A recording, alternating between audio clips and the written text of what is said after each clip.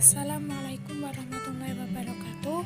Perkenalkan, nama saya Siti Muftuhah, NIM 4301190056. Ini dibuat guna untuk memenuhi UAS mata kuliah Manajemen Pelatihan Dakwah.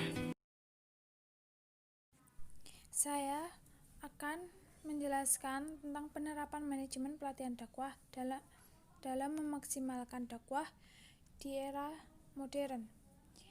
Yang pertama yaitu mengetahui dulu apa itu manajemen pelatihan dakwah. Jadi, manajemen pelatihan dakwah adalah sebuah proses perencanaan, pengorganisasian, pelaksanaan, pengendalian, serta evaluasi kegiatan dan penggunaan semua sumber daya organisasi dalam pelaksanaan program yang berhubungan dengan peningkatan pengetahuan, pengembangan keterampilan untuk upaya perubahan sikap dan perilaku mad'u ke arah yang diridhoi Allah. Jadi, dalam penerapan manajemen pelatihan dakwah ini, yaitu yang pertama memperhatikan dalam perencanaan pelatihan dakwah.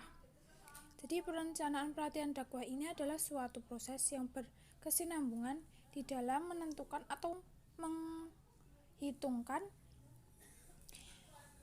segala sesuatu yang dibutuhkan agar seseorang yang melaksanakan pelatihan dakwah itu bisa melaksanakannya itu dengan baik. Ada juga tahapan yang harus kita perhatikan dalam pelatihan dakwah. Yang pertama yaitu kita mengumpulkan dan menganalisis kekurangan dalam pelatihan dakwah. Yang kedua yaitu mengidentifikasi kebutuhan dalam pelatihan dakwah. Ketiga, merumuskan tujuan. Yang keempat, menyusun kurikulum dalam pelaksanaan pelatihan dakwah. Selanjutnya, memilih pelatihan dakwah yang baik, menentukan jadwal untuk pelaksanaan dakwah. Selanjutnya, mencermati biaya yang harus dikeluarkan dalam pelaksanaan pelatihan dakwah. Selanjutnya, dalam penerapan manajemen pelatihan dakwah yaitu pengorganisasian dalam pelatihan dakwah. Jadi, pengorganisasian adalah seluruh atau semua proses pengelompokan orang-orang, alat-alat, tugas-tugas, tanggung jawab dan wewenang sedemikian rupa sehingga terciptanya suatu organisasi yang dapat digerakkan sebagai suatu kesatuan dalam rangka mencapai suatu tujuan yang telah ditentukan. Dalam pengorganisasian ini ada beberapa bentuk. Yang pertama yaitu spesialisasi kerja, departementalisasi dakwah, terus rantai komando, rentang kendali, atau formalisasi dalam dakwah. Ada juga beberapa langkah yang harus diperhatikan dalam pengorganisasian. Yang pertama yaitu terlebih dahulu bisa mengerti sasaran dari pengorganisasian seperti situasi atau kondisi lingkungan. Yang kedua yaitu berbagi pekerjaan dalam aktivitas bagian pengelompokan aktivitas secara bersama dalam suatu keputusan praktis. Selanjutnya yaitu menugaskan personil yang kompeten dan profesional untuk ditugaskan dalam pelatihan pelaksanaan dakwah.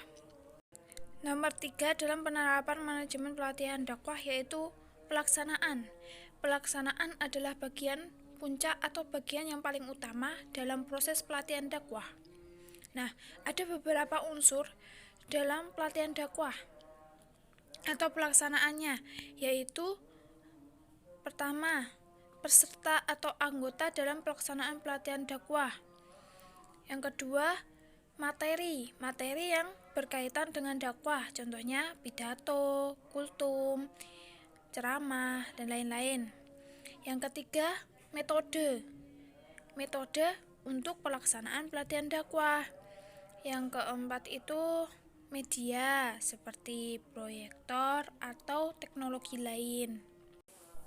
Penerapan manajemen pelatihan dakwah yang keempat yaitu pengawasan pelatihan dakwah, yang merupakan rangkaian dari perencanaan pelaksanaan yang berguna untuk melihat sejauh mana kesesuaian dalam perencanaan dengan jalannya pelaksanaan pelatihan dakwah.